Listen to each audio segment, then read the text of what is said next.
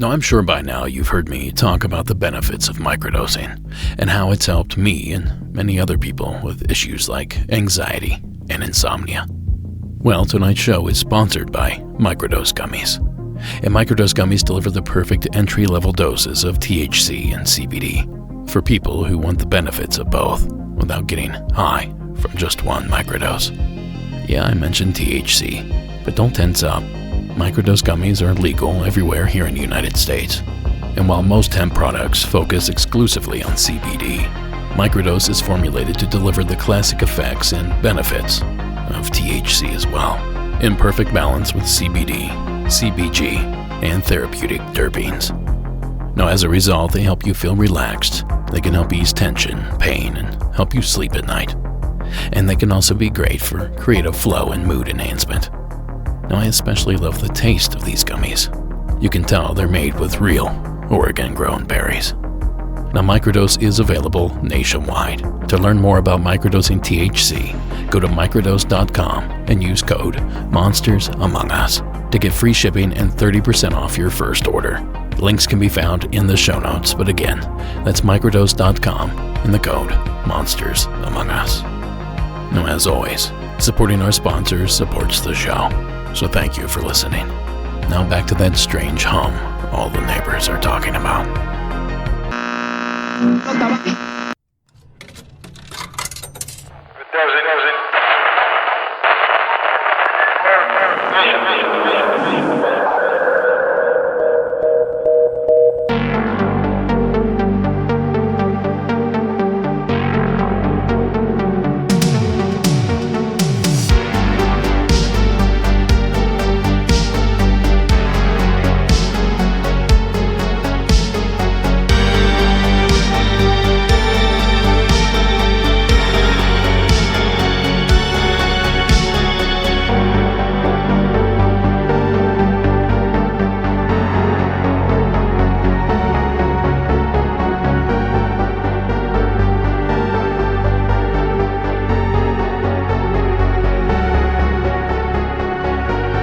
Good evening and welcome to Monsters Among Us. I am your guide, Derek Hayes. And a happy Halloween to you. Thank you for joining us on this late October evening. Now, this is the time of tricks and treats, but it will be I this evening who will be supplying the treats in the form of phone calls submitted by the folks that actually had these terrifying encounters. True tales of the paranormal, preternatural, and supernatural. Tales of ghosts, monsters, anomalies, and other high strangeness. But given the fact that we're mere days from the celebration of Halloween, or Samhain, as it was once called, I figured we'd keep tonight's show on theme. So I scoured my archives in search of calls that took place on or near All Hallows evening, and to my surprise, there were quite a few submitted. And also to my surprise, they were all pretty good. So join me this evening as we explore these grotesque and gruesome tales. But before we do, please be warned. There are a few stories this evening that involve discussions about suicide, or at least the contemplation of. So if that's not your bag, I'll let you know before each story so that you can skip it. Otherwise, dim those lights, lock the doors, send the young ones off to bed, and be sure to light a jack-o'-lantern. And join me in welcoming Adrian from Maine to the program.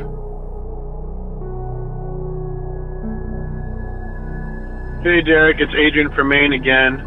I want to talk about a story that happened to me on the Queen Mary.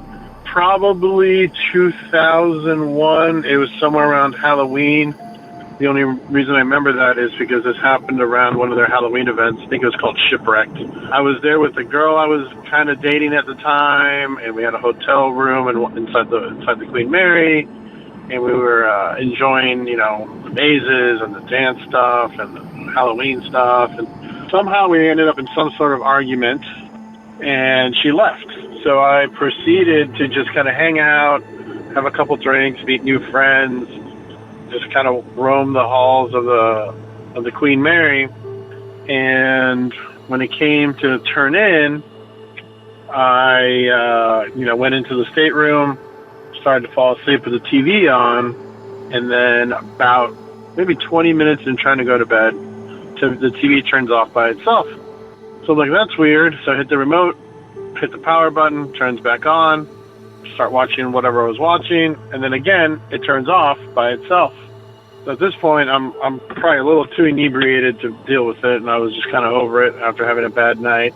And I go over there, and I unplug the television, because I'm like, I just don't want to deal with this. So I try falling back to sleep, and then the TV somehow turns back on to nothing but static.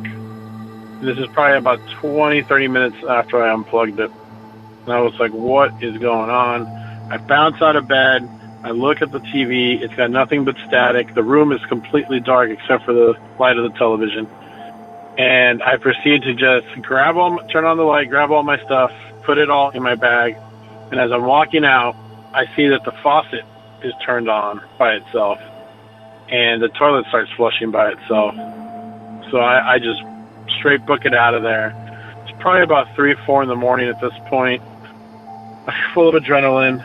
And then I walk past the front desk to tell them I'm checking out, and I tell them what happened. And the front desk person is like, oh, yeah, that room is severely haunted. Happens all the time. So I don't know what was going on in that room. You know, I've done tours of the Queen Mary a bunch of times, downstairs in the engine room and, the unevenness of some of the floors and all that stuff. But I've never had an experience like this where things turn on when they're not plugged in, noises, all that kind of stuff. Faucets turning on. It was very bizarre, but I think kind of all tracks with what goes on in the Queen Mary. All right, thank you, Derek. I appreciate it. Thank you, Adrian. The old Queen Mary, the Grey Ghost, called that on account that in WWII, she was commissioned to carry GIs across the pond to fight the fascists. They painted her gray to blend in with the horizon. That, coupled with her unrivaled speed, earned her that infamous moniker. And I've actually been on board. I bet she was something back in the day, but today she's pretty worn down and wore out. But I heard it's under new ownership and that they're committed to restoring her to her prior glory. So let us hope that is true. Now, Sarah took me there a few years ago for my birthday, just after Halloween. No ghosts, no ghouls or goblins, but plenty of atmosphere. It just felt like a place that should be haunted. But Adrian here did go in October, and perhaps that's why he managed to experience things that my wife, Sarah, and I were not. Because you see, October has been an unlucky month for the British ocean liner. On a near-perfect afternoon on the 2nd of October 1942, the troop ship carrying 15,000 U.S. troops was off the Irish coast. The vessel was setting a zigzag course to help evade U-boats and long-range German bombers. The Queen Mary had caught up with her 4,290-ton escort vessel, the RN's Curacoa, and was set to overtake her. Aboard the Curacoa, Seaman Ernest Watson was admiring the Queen Mary's majestic lines when he noticed the bow was swinging toward the cruiser. To his horror, she continued to swing and was soon on a collision course. The gap narrowed exorbitantly as the stunned Watson finally found his vocal cords and screamed, "She's gonna ram us!" Later, Watson described how many of his mates had been so shocked they could not move. Within seconds, there was a screech of twisted metal, followed by the hiss of steam and the screams of those injured or trapped below. The Queen Mary, 20 times larger than the cruiser, had been traveling at top revs, giving her a speed of 28.5 knots. The impact swung the Curacoa broadside on, and the troop ship sliced through her 10-centimeter armor plating. It was all over in seconds, and the troop ship continued her zigzagging course, leaving the Curacoa cut in two with the forward and aft ends, divided by a 100-meter strip of ocean. At the moment of impact, as the Curacoa reeled in the water, Watson and many other seamen on deck were thrown into the freezing water. Even as they surfaced, they watched in horror as the stern quickly sank, taking with it the men trapped behind the watertight doors, leaving the men in the murky water surrounded by debris, oil, and drowned or mutilated bodies. The survivors believed the Queen Mary would turn back to pick them up. It was with obvious despair that they watched her disappear over the horizon. Of the Curacoa's 430 personnel, only 99 seamen and 2 officers survived. The Queen was ordered to stop for nothing, and the writings go on to say that leaving the Curacoa behind was the hardest thing the Queen Mary's captain has ever had to do. And on October 28, 1936, 2 hours before the liner was due to sail for New York, Captain Sir Edgar Britton was found unconscious in his cabin. His personal steward found him lying on the floor in his pajamas. It was thought he got out of bed to dress before the morning crew inspection and had collapsed. He was taken off the ship to a Southampton nursing home in a stretcher and died 5 hours later, when the Queen Mary was in mid-channel on her way to Cherbourg. Sir Edgar was 61 years of age and due to retire early the following summer. Many of his friends said that the immense strain of commanding such a ship as the Queen Mary had taken its toll. His body was taken out to sea, and he was buried in the channel. And get this, the Queen has been docked in Long Beach, California for 56 years. But she last sailed on Halloween Day, October 31st, 1967. The Queen Mary approaches her final resting place at Long Beach. On board, a farewell party for the 1,200 passengers. Overhead, a giant jet sweeps past in salute, a symbol of the future saying goodbye to the past.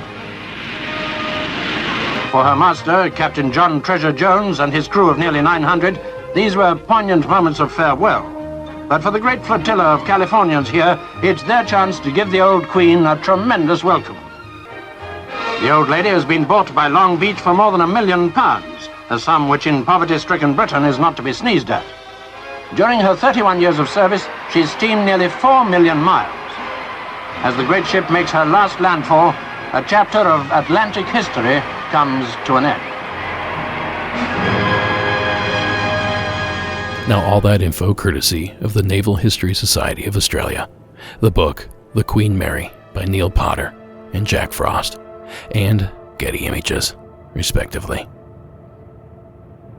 Now, of course, there have been deaths and tragedies other times of the year on this infamous ship, but it's rather unusual to have lost so many men, an active captain, just 2 hours before the ship's scheduled departure, and the end of her career as a seaworthy vessel, all within the month of October.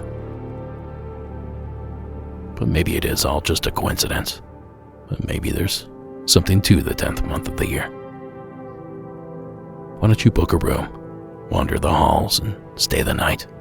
Maybe visit a haunted house or two downstairs. And then tell me that that place doesn't feel freaky to you. Just as Adrian claimed. Thank you again, sir, for the call.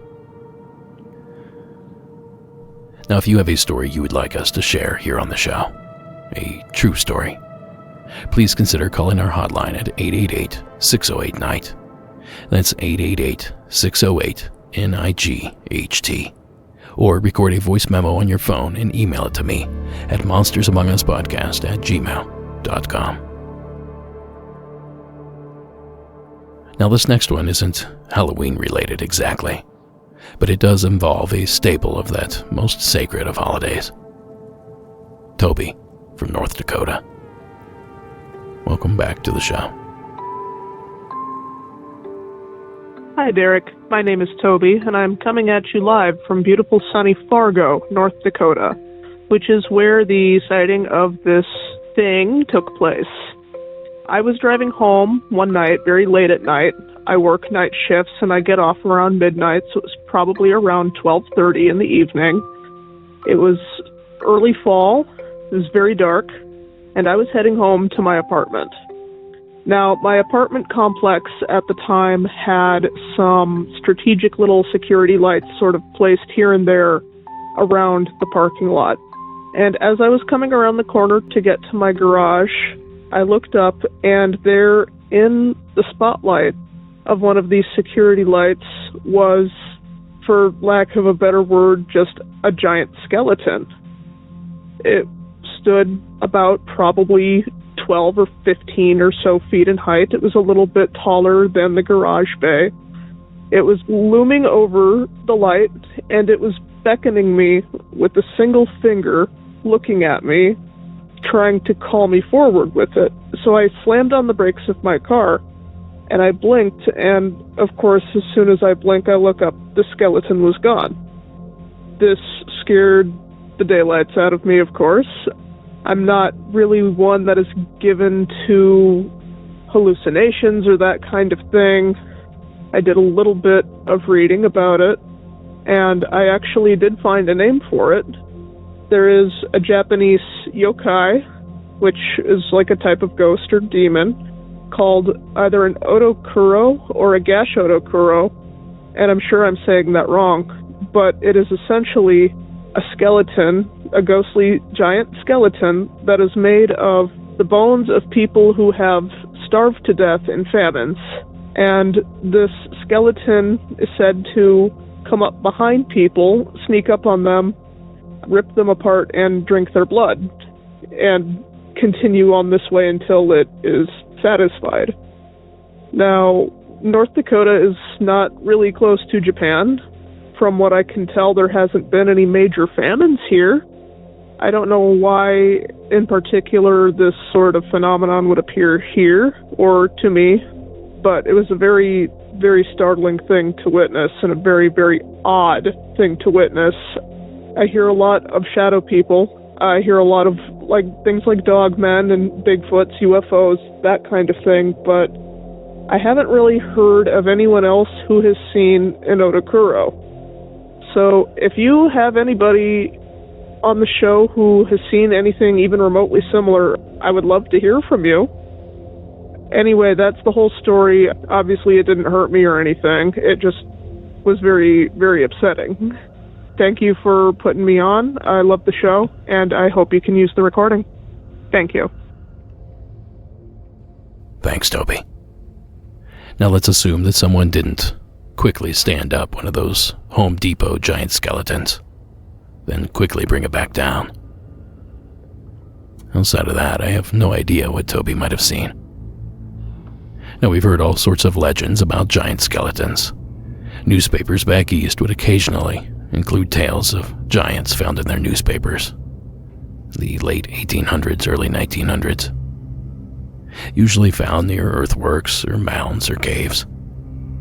And some of these giant bones were found with hair intact. Red hair.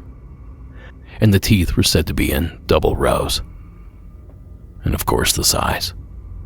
10, 12, 15 feet tall.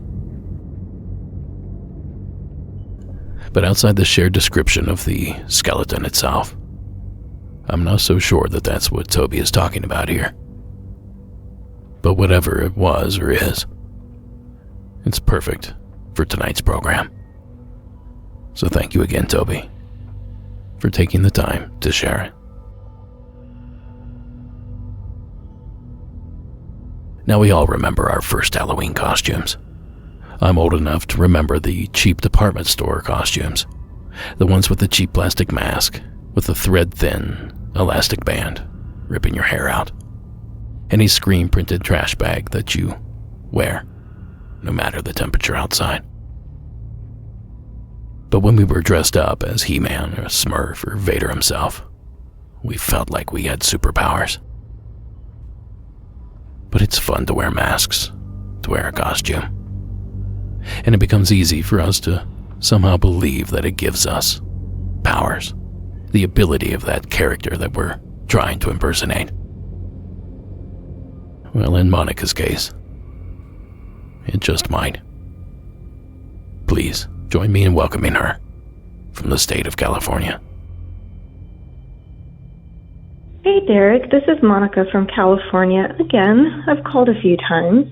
I was just listening to season 14, episode 6, and I don't remember the caller's name, but he was talking about his ability to accidentally manipulate streetlights. And he seemed to want other experiences of people who can do this, which I believe you called sliders. So I also seem to have something similar to this ability, and it's not something that I can control either. It seems to occur when I have really strong emotions. The most interesting time was probably when I had an argument with one of my friends. I don't remember, this is several years ago. I don't remember what year, but I know it was in November because it was right after her Halloween party. And the subject of the argument is not important. I was just madder than I had ever been. And my husband, seeing how angry I was, suggested that we go for a walk. And while we were walking, I was sort of just ranting and raving. And as it reached a crescendo, we passed under a streetlight. And right as I was sort of getting to the height of my vent, the streetlight just popped out. And as we walked away, it popped back on. And my husband is a severe skeptic, but it was coincidental enough that even he took notice and was like, that was weird. I have also always had sort of a weird relationship with electronics and technology. It seems like they either love me or hate me. For example, when I used to work as a courier, we had these really old, like early 2000s laptops that would malfunction all the time. Nobody could get them to work, but they would hand them to me. I would do the exact same thing they did 10 times, and poof, all of a sudden it was working again like magic. On the other end of that spectrum, the last 3 cars I've had, the Bluetooth in the cars skips like a CD. Like I'm listening to your podcast and all of a sudden it skips about 2 or 3 seconds as if it was a CD with a scratch on it. It does the same thing to my music. And I cannot figure out why. And when I seem to get more excited or angry or some sort of large emotion, these malfunctions tend to happen more often. So it's not really super interesting, but I just thought if you were running low on calls, which I'm sure you're not, you might want to play this for that caller who was talking about the streetlights so that he knows, there's more of us out here and we don't know any more about it either, and we also can't control it. But I really enjoyed his story, and I really enjoy the podcast. So thank you so much, Derek. Have a great day. Thanks, Monica. And yeah, they call them sliders. And sometimes they call the phenomena streetlight interference. Now, I put a link up in the show notes if you want to learn more. And if you'd like to hear more, I covered the subject back on 14.6 and 10.3. Go check those out.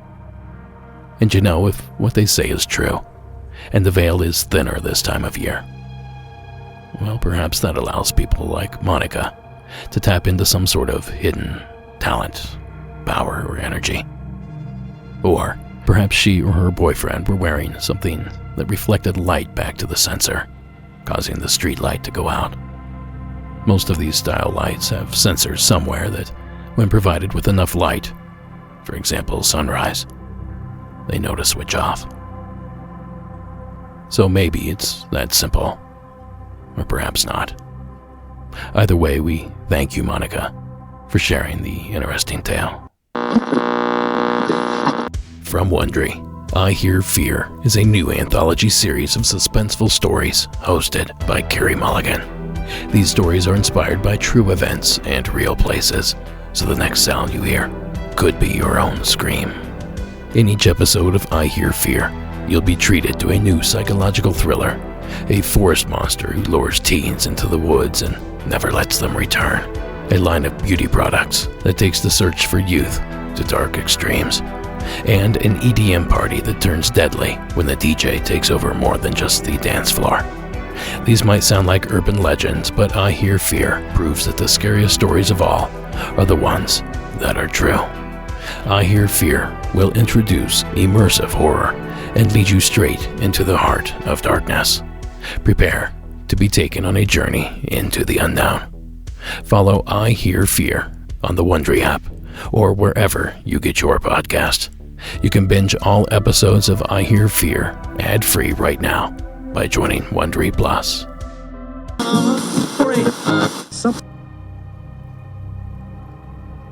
Now, what a better place to spend the spooky season than a funeral home?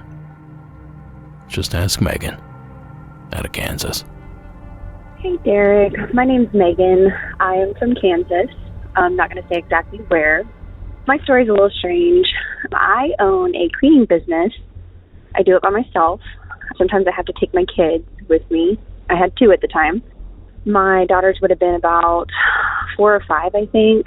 And the crazy thing is I've cleaned everything from doctor's offices, churches, everything you can think of. Well, in 2018, I had the opportunity to clean a funeral home. I was a little nervous at first, and it actually started the weekend before Halloween, which I thought was really funny. A couple weeks in, I took my daughters with me. It was a little creepy, every once in a while, you think you hear something. Turns out it's a big old ice machine in the back that would scare the crap out of you. But I took my daughters one time, and they both were on their little iPads being good. They're twins, they're the same age. They're in the foyer area, and they're sitting on the couches. And I can see them, and I'm at a room that's kind of catty-corner to them, because in funeral homes, this one, being as big as it is, it has a ton of rooms and a bunch of viewing rooms and offices and stuff like that. So as I'm in this one room, which has Twitter rooms connected to it, it's kind of like a little break room. It had a coffee maker and 2 chairs. Well, the 2 chairs were like individual chairs a couple inches away from the wall. And as I go to walk past them into the other room, I'm vacuuming, and I have my headphones on. And all of a sudden, I look back to mess with my vacuum cord.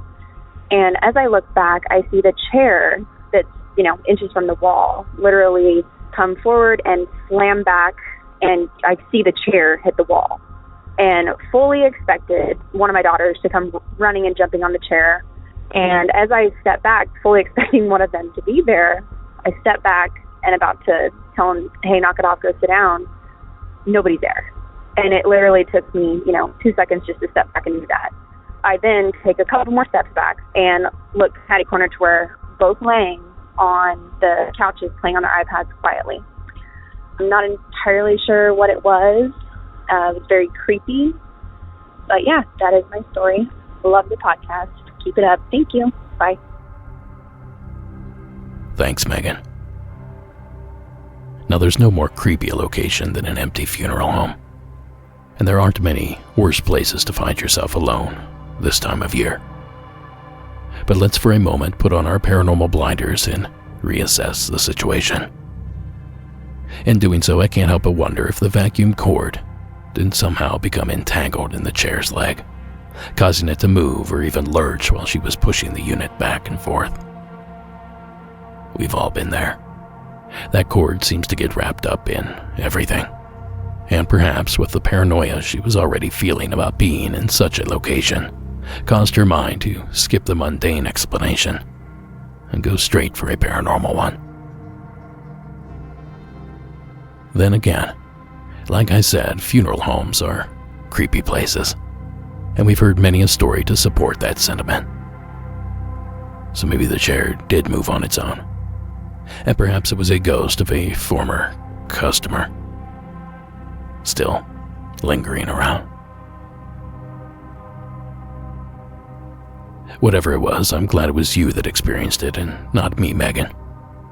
But we do thank you for sharing your frightful fable. Now, folks, don't forget that our merch shop is completely stocked right now. Just visit monstersamonguspodcast.com and click on that shop tab.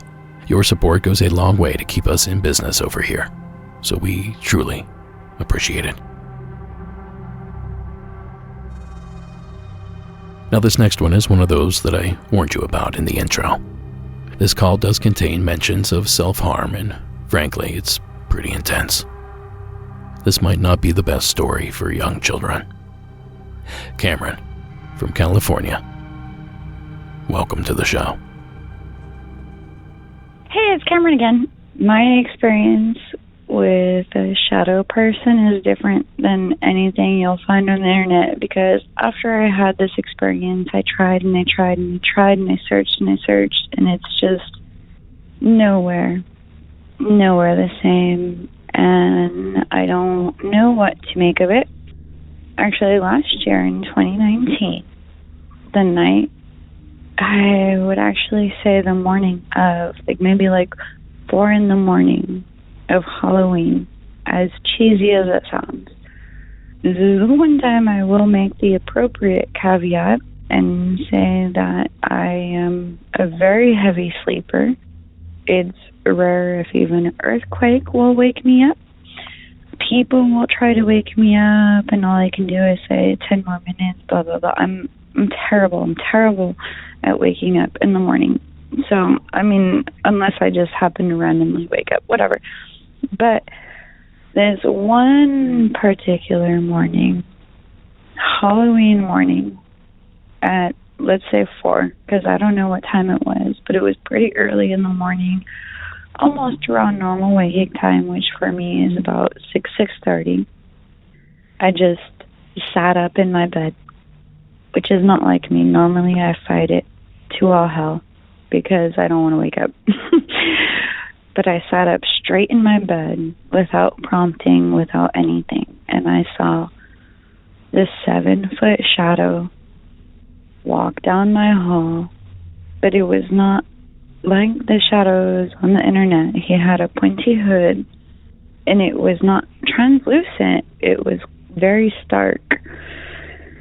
But this 7-foot, pointy hooded shadow walked down my hall, and I only noticed it after I sat up straight in bed, and I watched it walk down the hall.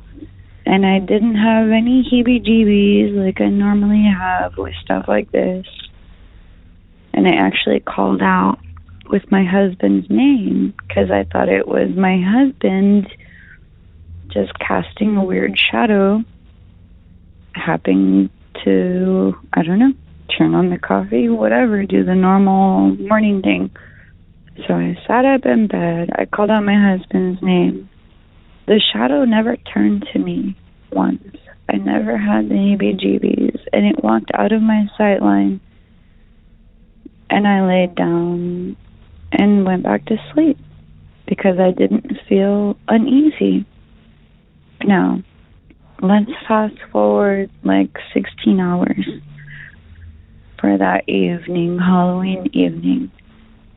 I hate to say it, but me and my husband had the worst argument we've ever had in our lives, which resulted in him beating a hole in that wall, that hall wall, where I saw the shadow figure, which was at least 3 by 4 feet wide.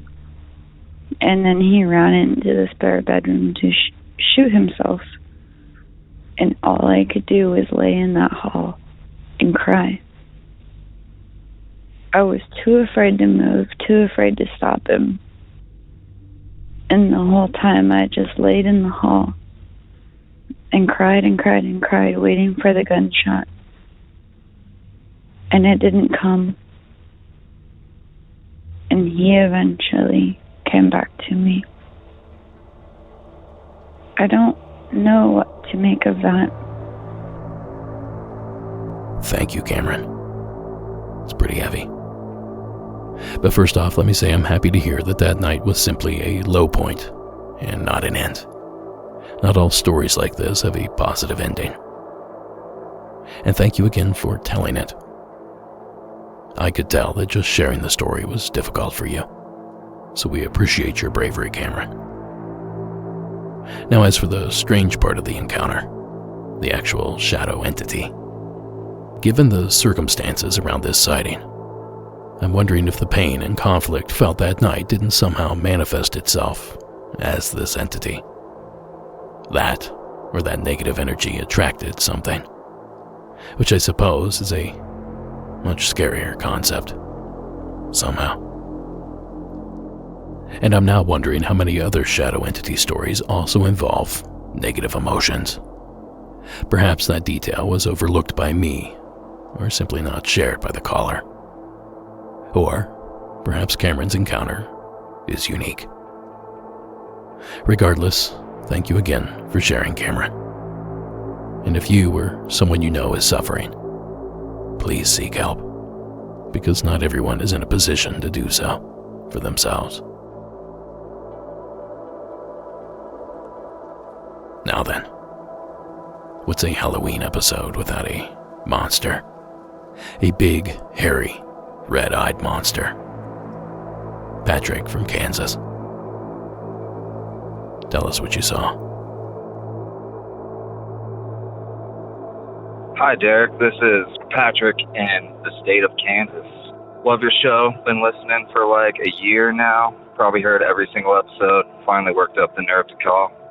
Had a few experiences in my life way back in the day. Nothing in my recent life, but maybe we're just more attuned to that wavelength or spectrum of reality when we're younger.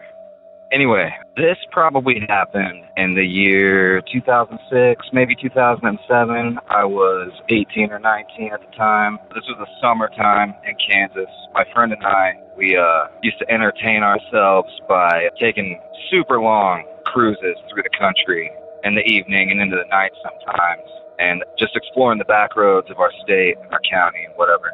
And this particular night, we drove, we were driving forever. We were driving around Lake City down in Barber County, Kansas. It's basically a ghost town. If anyone's listening from Lake City, I apologize. I know that there are people who actually live there, but it's like probably 5 people.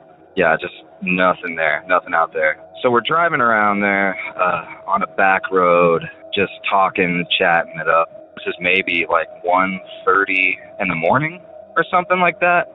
It's pretty late. It was on a weekend. My friend and I were driving down this road, just talking, like I said, and I'm looking out the window, looking at the stars or whatever, because that's about all you can see out there. And thing just stands up on the side of the road. We couldn't see what it was. It just stood straight up. Seemed to be about the size of a deer. I saw it. My friend saw it at the same time, so he kind of pumped the brakes. The deer are a pretty common sight anywhere, and in Kansas also. So we thought nothing of it at first, but we stopped so we didn't hit the deer. And next thing we know, this thing leaps completely across the road. Like, it doesn't run across the road like a deer. Also, a deer wouldn't run across the road. It would run away from us. Yeah, it ran across the road basically on 2 legs. It was maybe 4 or 5 feet tall, bipedal. It moved very fast. We couldn't really see much detail, except for when we saw it initially, when it stood up, the headlights must have caught its eyes. Its eyes were bright red when they caught the headlights. Seemed to be covered in dark hair, maybe had dark skin. Couldn't get any detail, so that was pretty strange. Ran across the road, ran to the other side of the road, into the field, into the darkness where we couldn't see it anymore. My friend and I were just sitting there staring at each other like, what the hell was that? My friend, I think, suggested, oh my God, was that a chupacabra? I thought it was hilarious. I said, maybe it was like a little Bigfoot. I don't know. Couldn't see any details. So we kept driving away from there, and it's 1:30 in the morning in Barber County, Kansas, which is close to the Oklahoma border, and there's like the most populous town in that county is maybe 2,000 people. And it was nowhere near where we were. We're about 30 miles away from it. And as we're driving down the road, this big white pickup truck, like a new model pickup truck, comes screaming towards us in the direction of whatever the hell it was we'd just seen. You know, we don't think anything of this at first because even though it's late, people in Kansas drive trucks, especially out in the country. You know, it could have been a farmer or something. You know, who knows? So anyways, this truck is driving towards us, and it passes us. And we just kind of made a mental note. It was a newer model truck, white, large. It was going really fast. I mean, we were peeling out of there probably around 50 miles per hour. About as quick as you want to go on a dirt road. They had to have been going about 80, maybe 90. They were hauling ass towards that thing we just seen, which, you know, we thought nothing of at that moment. Anyways, we passed that truck, and we're still driving, wondering what the hell it was we had just seen. And then we see this other truck coming up towards us. We didn't know it was a truck at the time. We just saw headlights, because they were off in the distance. And they closed with us really fast because they were hauling too. And as we passed, we saw that truck was the exact same make, model, year as the truck that we just passed, which is not common at all to see that much traffic on a dirt road in the middle of nowhere at 1:30ish in the morning in the middle of Kansas, let alone two trucks that are the exact same make and model. It's pretty strange. By this point, we're like, what is going on? So we keep driving. If you've ever driven back roads of the Midwest, you're from Ohio, so you probably, I don't know, it might be a little more hilly, windy there, but yeah, roads just go in straight lines here in Kansas, so we are driving straight. And we see another set of headlights, and this one is hauling ass too. Just gains on us in no time. They were going like 80 as well, past them. This was a large, white, new model van. We got no look at any of the plates or anything, but it was just, pretty weird that we saw something that ran on two legs about the size of a small person, in the middle of Kansas, in the middle of nowhere, and heading in its direction with great speed. Were 3 new model white vehicles of unknown origin. I don't know what that was. Pretty strange. Our minds went to conspiracies, aliens. I have no idea. But that was pretty weird. Anyways, again, love your podcast, man. You take care. We'll talk to you later. Bye. Thank you, Patrick. Well, that is certainly a monster. A hairy humanoid thing, upright with 2 long, dark hair-covered legs that seemed to leap across the road. Now this sounds like a squatch to me. Or at least it could be. So I started digging. After all, Kansas isn't exactly the place you think of when it comes to Sasquatch. Sure, they have the Sally House, Stall Cemetery, and Gateway to Hell. And old Sinkhole Sam, their very own lake monster. But in a few remote parts of the state, they also seem to have Bigfoot reports. And just 40-some miles to the northeast of where Patrick saw what he saw, other reports have come in. These courtesy of the BFRO website. Kingman, Kansas. One Saturday evening at about 6:30 p.m. in October, a friend and I were walking along the Neneska River and saw 8 to 10 very large footprints in the sand. The prints were 11 to 14 inches long and about 6 inches wide in the largest spot. Right away I knew that the tracks were not human. They had to belong to Bigfoot. The prints had 5 toe marks at the end. They were about half a mile from the Rocky Dam under a bridge. The tracks led to the water and could not be followed. And then this one, from the Murdoch area. Back in 2004, my boyfriend and I were driving around at night. We were near Murdoch, Kansas on a dirt road when we seen something run along the fence line. It was grayish-white and about 8 foot tall. I turned the car around to see if it was still there, and it was gone. I have always joked that it was Bigfoot, never knowing that there had been sightings in Kansas. Now, I thought that last one was eerily similar to Patrick's encounter, save for the color of the creature. Something worth noting.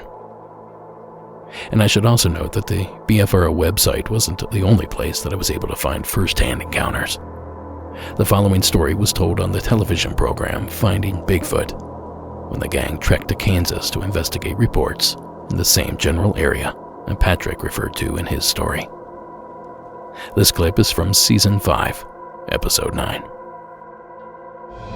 Well, James, now that we're here, will you tell us exactly what happened that night? Well, it was about 12 midnight. I had my chair set up, and just sitting here relaxing, just watching my pool.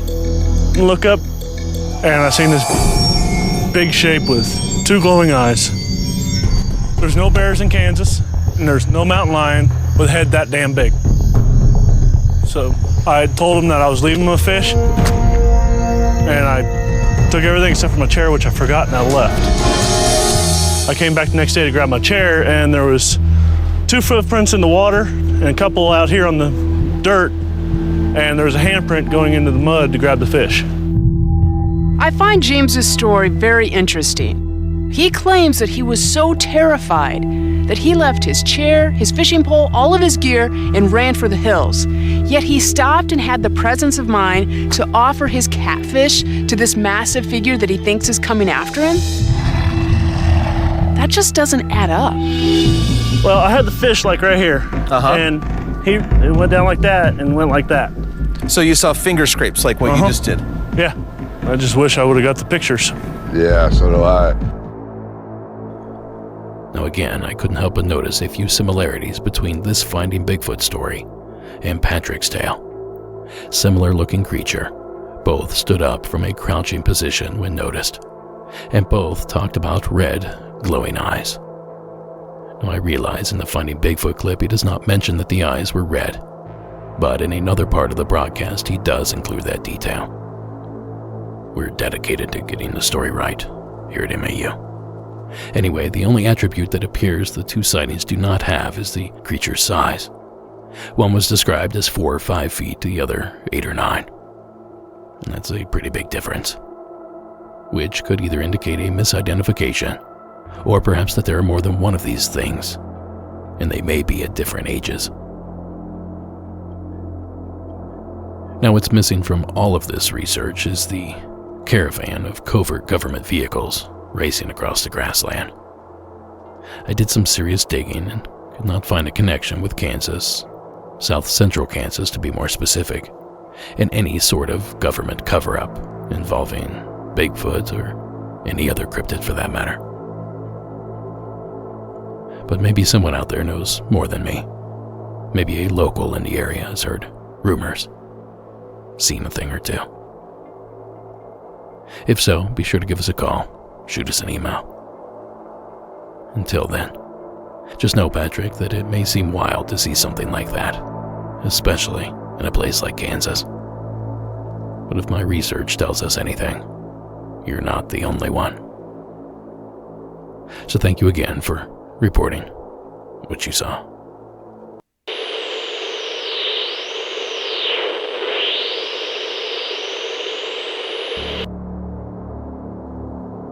Okay, so this next is another that I warned you about. Some discussion of suicide is mentioned in the following story and commentary. That said, Leo from Wisconsin, welcome to the show. Hi, I'm a big fan of your podcast.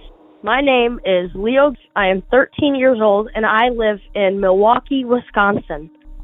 In October of 2022, I went on a Halloween tour in my town where I live. And once we were, I want to say, halfway through it, we got to this church.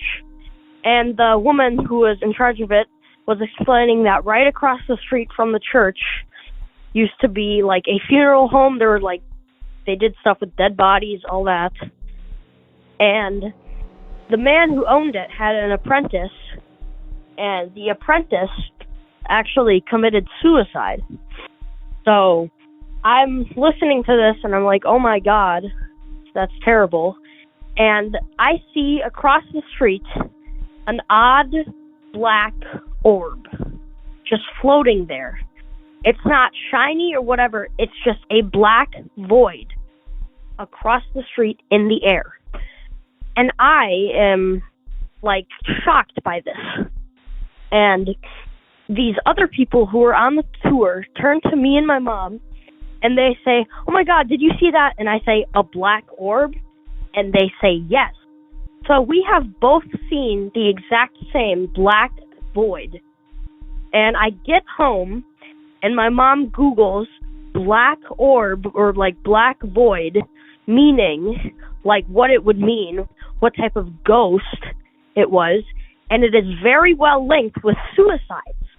So there is no way that could be a coincidence. Anyways, that was my story. Once again, I love your podcast. Bye. Thanks, bud. Now this is all info I'd never heard before. So let's explore this story a little deeper. Now Delaney was able to find the death that Leo's tour guide seemed to be referring to. And according to Wikipedia, Ryan Erickson was a Roman Catholic priest and associate pastor at St. Patrick's Church in Hudson, Wisconsin, who died by suicide on December 19, 2004. In October of 2005, St. Croix County Judge Eric Lundell found probable cause that Erickson killed funeral home director Daniel O'Connell and mortuary science intern James Ellison almost 3 years earlier, shortly before O'Connell was to confront Erickson with allegations that he had sexually abused a teenage boy. Prior to the suicide, police had questioned Erickson twice in 5 weeks about the two killings. Now he sounds like a vile human being, even if half of that is true. So let's not give that man any more attention, and instead focus on the black orb portion of the tale. Now, according to a website, speakingtree.in, some quite interesting reports of black orbs have been related to severe negative emotion, such as grief, loss, severe stress, or physical harm. There have been reports of people seeing these black orbs when they had suicidal thoughts. Others have reported seeing them buzzing around the ears of someone having a heated argument over the phone. An unsettling number of sightings have reportedly occurred at cemeteries, so perhaps there is some merit to what Leo's mother found on the internet.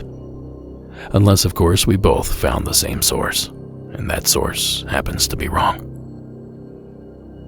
But either way, Leo's story seems to check out. And despite how unbelievable the claims are, I somehow still believe him. So thank you again, Leo, for exposing us to a new paranormal occurrence. The Black Orb of Doom. And folks, I have one more story to share with you, but before I do, a quick reminder that you can catch our feature film, Shadows in the Desert, High Strangeness in the Borrego Triangle, on November 2nd at 7 p.m. at the Salina Arts Center in Salina, Kansas. Tickets can be found at borregotriangle.com. That's Borrego, B-O-R-R-E-G-O. And don't forget, there's a digital Q&A afterward featuring my partner David Flora and myself. Again, that's November 2nd. Go to borregotriangle.com for more details. And now, for that last-ish Halloween episode entry. And this one too focuses on orbs, but with a completely different outcome. Please welcome Paul from the Great Lakes State. Hey Derek, man, have I got a story for you. I'm a long-time listener, first-time caller. I know that's cliche, but I've always wanted to say that. My name is Paul, and I'm from Detroit. But the story that I'm about to tell you actually took place in Ferndale, Michigan. Okay, so it was Halloween night of all nights, 2018. I was in Ferndale, Michigan at my uncle's house, and it was unseasonably warm. I remember I was out on the porch just wearing a t-shirt. I was smoking a cigarette. It was about 9:30 at night. And I was just sitting there thinking about how bad I felt for all the kids because they end trick-or-treating so early nowadays. And I remember when I was a kid, we would go trick-or-treating until like midnight. So it's like 9:30 p.m. and every single house on the block has their lights off. So the block is completely dark and completely silent. There's not a soul out. All the houses turn off their lights so the kids would stop ringing their doorbells, you know? And I was thinking about how bad I felt about that and how whack it is. And all of a sudden, something catches my eye above me. And I look up, and I cannot believe what I'm seeing. Only about 100 feet in the air, maybe less. I'm not that great at judging distance like that. And what I see is, I see this ball of electricity or energy. It was a ball of amber light, an orb, just gliding through the skies silently. And I'm just looking up in awe at this thing, and I become completely paralyzed. And I don't know if this thing paralyzed me or if, seeing it was just so far outside the realm of normal reality that my body just shut down, because I definitely felt my brain literally shut down. I've never had a sensation like this, but it felt like it shut down like a computer, like my brain had the blue screen of death, like from back in the day when your computer would crash. And I'm just staring at this thing, and my mouth is hanging open. And as soon as I see it, it's as if it becomes aware that I'm aware of it. And like I said, it was super low in the sky. It's about the size of a basketball. And when it realizes that I see it, it stops directly above my head, and then it just starts to slowly lower down. Then it's like probably 20 feet above me. If I had a ladder, I could climb up it and I could touch this thing, I swear to God. I'm just looking at this thing, and I start to feel terror, even though this thing was so beautiful. I'm looking at it, and inside of it is just all this swirling amber, like, I can't describe it as anything else besides, like, plasma, or electricity doesn't even do it justice. This energy is just swirling around inside of it, and I had the impression that it was not a craft of any kind, and that it was a being made of pure energy. And it lowers down to about 20 feet above me, and then this is where it gets really crazy. It spoke to me telepathically. It said, it's very simple what it said, and that it just said one thing, and that was it. It said, I'm allowing you to see me. And then it started to boil and undulate, and it started to turn into a shower of sparks, these orange sparks like you would see from like a torch cutter cutting through steel. And I was finally able to, I don't know if I was able to move the rest of my body, because I didn't, but I was able to move my head finally, and I looked down at my arms. My arms are bare because I'm just wearing a t-shirt, because like I said, it was an unseasonably warm Halloween night. It was very warm. It was like the summer.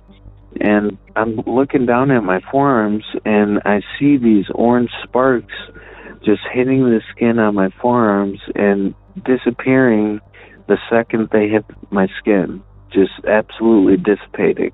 And I look back up at the orb, and the orb is dissipating in this shower of sparks. It's getting smaller and smaller as it's, turning into these sparks.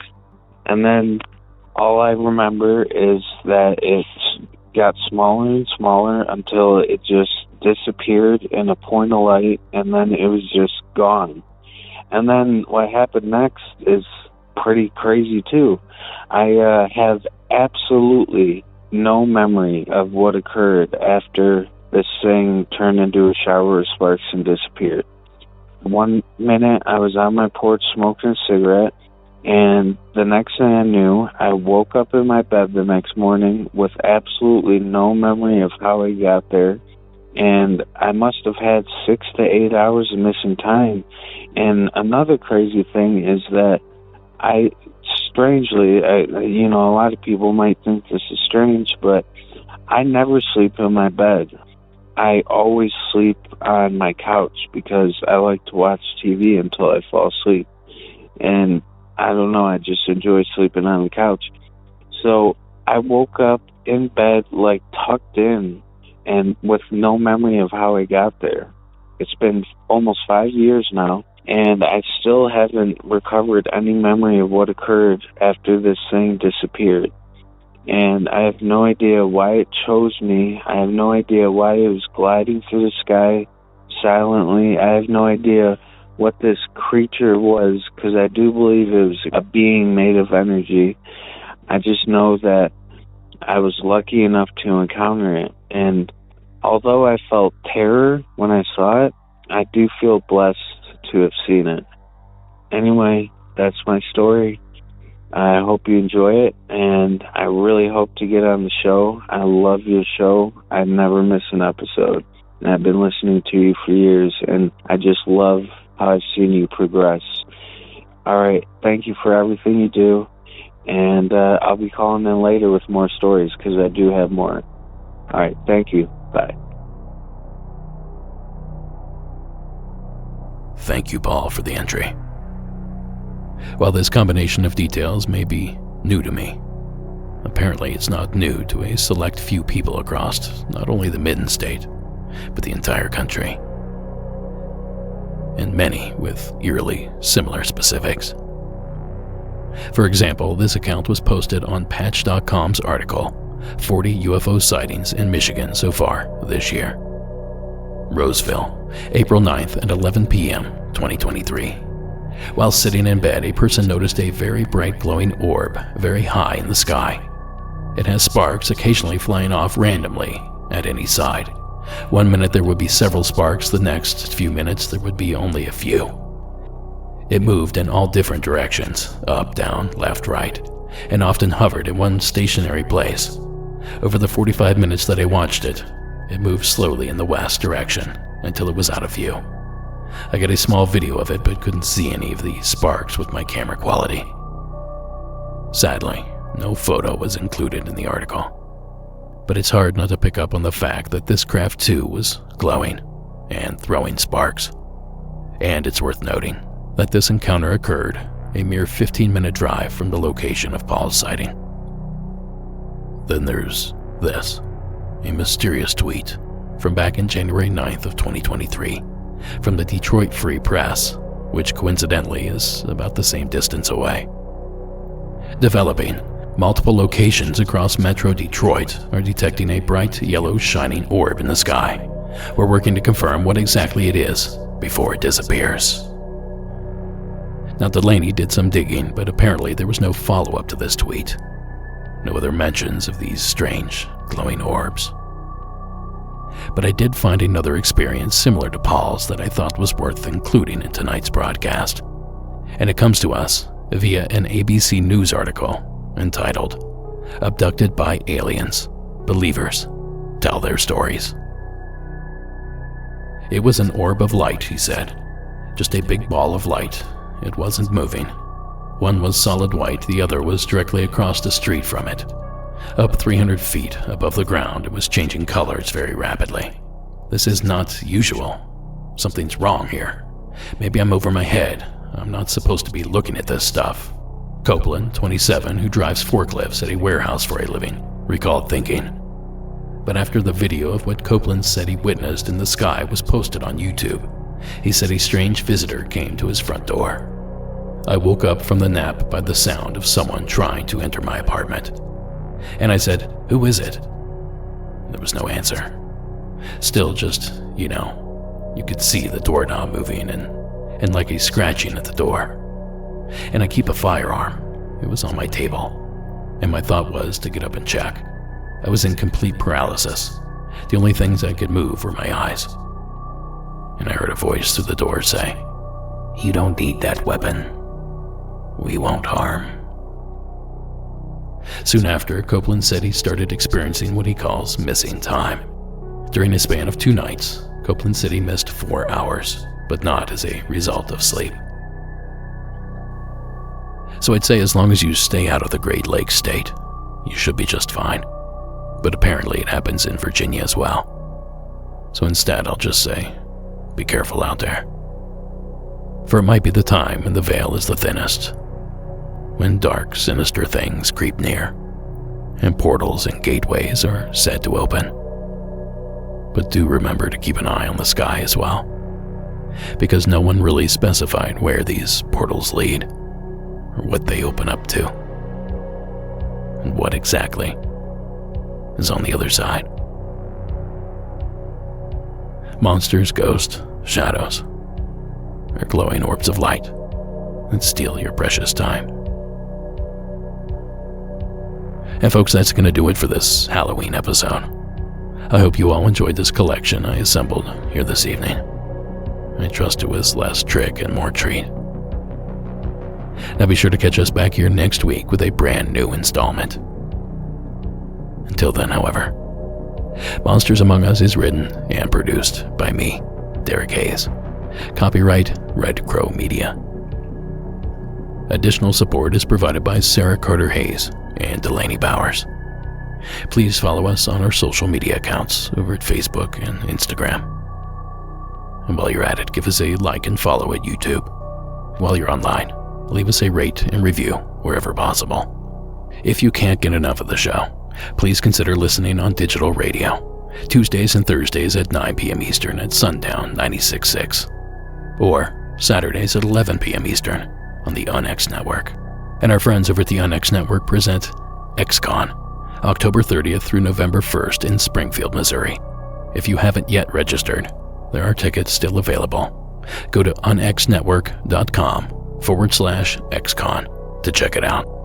Tickets will be available at the door as well.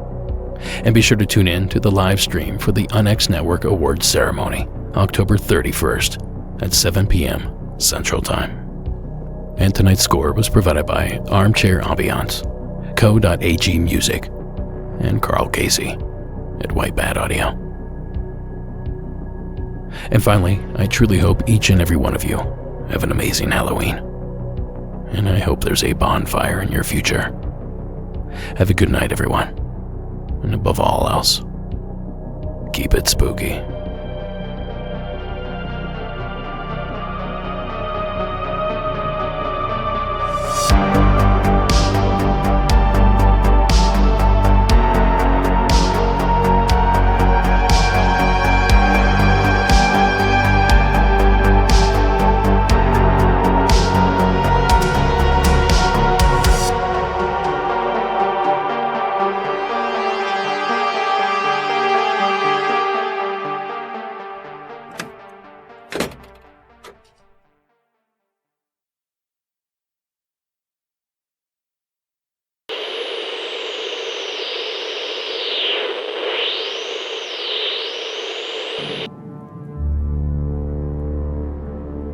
Now, what's a Halloween show without a witch story?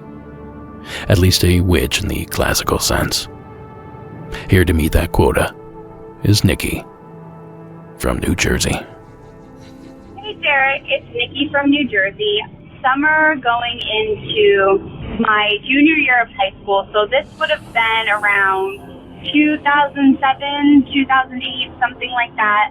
I didn't have my license yet, so my boyfriend at the time had to drive me home, and we're in the country in New Jersey, so you drive along a lot of back roads, and one summer night, it was maybe around midnight, 1 in the morning, he's driving me home, and like I said, we're on the back roads, and we got the windows down, we're just enjoying the weather, it was beautiful outside, we're just enjoying driving on the back roads, and all of a sudden, we just see something black in front of us on the road, and his headlights caught it, and we were kind of like, okay, like we can't really see what it is. Maybe a bear got hit, something like that.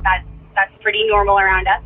And all of a sudden, as we got closer, it starts moving, and we're like, okay, like that's not a dead bear.